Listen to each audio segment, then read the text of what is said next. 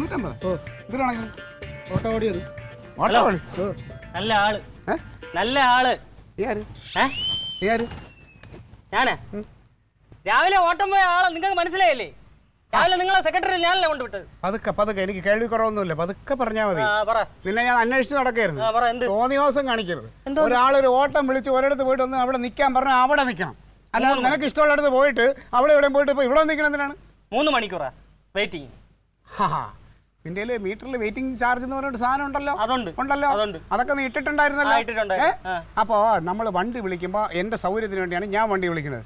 അപ്പോൾ എനിക്ക് കുറെ വെയിറ്റ് ചെയ്യേണ്ടി വരും. ഞാനേ മിനിസ്റ്ററെ കാണാനാണ് പോയത്. അതെ കേട്ടോ. അപ്പോൾ ഈ നിങ്ങളെ ഓട്ടം മാത്രം ഓടിയാതെ എനിക്ക് വേറെ ഓട്ടം ഓടണ്ടേ?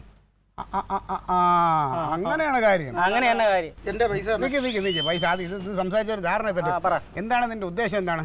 മിണ്ടരുത്. എനിക്ക് 1000 രൂപ കിട്ടണം. 1000 രൂപ കിട്ടും. 5 മണിക്കൂർ ഞാൻ നിങ്ങൾ വെയിറ്റ് ചെയ്ത് അവിടെ. അനിയ, ഞാൻ മനുഷ്യാവകാശ കമ്മീഷനിൽ ഒരു പരാതി കൊടുത്താണ്ടല്ലോ, നീയും നിന്റെ ഓട്ടോയും എല്ലാം കൂടെ അകത്ത് പോകും കേട്ടാ. ഒരാൾ ഓട്ടം വിളിച്ച് പോയിട്ട് അയാള് നിൽക്കാൻ പറഞ്ഞ സ്ഥലത്ത് നിൽക്കാത്തതിന് അതിന് കേസ് കൊടുക്കാം.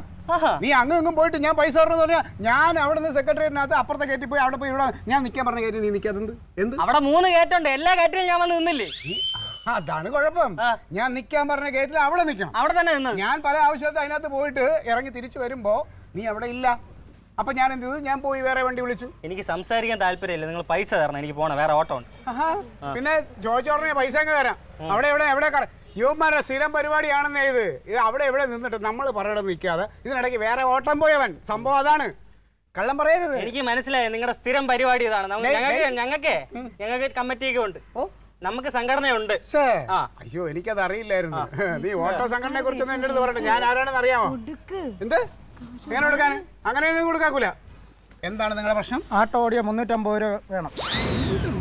എന്തൊരു കണക്കിനാണ്? ഞാൻ ചോദിക്കട്ടെ, ബേക്കറി ജംഗ്ഷനിൽ നിന്ന് ഇതുവരെ വരാൻ 350 രൂപ. രാവിലെ എത്ര മണിക്കാണ് വണ്ടി പിടിച്ചെന്നുള്ള അറിയാമോ? 2 മണിക്കൂർ വെയിറ്റ് ചെയ്ത്. സ്ഥിരം പരിപാടിയാണ്. നീ സംസാരിക്കരുത്. നിന്റെ പണമിടപാട് നമ്മൾ തമ്മിൽ സംസാരിച്ച് തീർത്ത് കഴിഞ്ഞു. ഞാനൊരു കാര്യം ചോദിക്കട്ടെ, ഈ വെയിറ്റിംഗ് എന്ന് നിങ്ങൾ പറഞ്ഞല്ലോ, ഈ വെയിറ്റ് ചെയ്യുമ്പോൾ പെട്രോളൊന്നും കത്തി പോകില്ലല്ലോ? പെട്രോൾ കത്തുന്നത് അറിയാൻ പറ്റത്തില്ലല്ലോ. എന്തോ പെട്രോളിനും ഡീസലിന്റെ വിലയൊക്കെ അറിയത്തില്ലേ? അതെ, പെട്രോളിനും ഡീസലിനും ഭയങ്കര വിലയാണെന്നുണ്ടെങ്കിൽ നിങ്ങളൊരു കാര്യം, വണ്ടി ഒതുക്കി വീട്ടിൽ ഇടണം കേട്ടോ. അല്ലാതെ വെയിറ്റ് ചെയ്തെന്ന് പറഞ്ഞിട്ടുള്ള ആ ന്യായം പറയരുത്. വണ്ടി ഒതുക്കി ഇടുന്ന കാര്യം ഞങ്ങൾ തീരുമാനിച്ചോളാം. ഞങ്ങൾ വണ്ടി എടുത്തോണ്ട് ഇറങ്ങിയ ഓടയും ഞങ്ങളെ വീട്ടുകാര്യങ്ങൾ നോക്കാൻ വേണ്ടിയിട്ടാണ്. നിങ്ങളെ പോലുള്ള ഒരു വണ്ടി പിടിച്ചോണ്ട് ഇട്ടിട്ട് 2 മണിക്കൂർ 3 മണിക്കൂർ വെയിറ്റ് ചെയ്തിട്ട് നിങ്ങൾ തോന്നുന്ന കാശ് എന്നൊന്നും പറഞ്ഞാൽ പോകില്ല.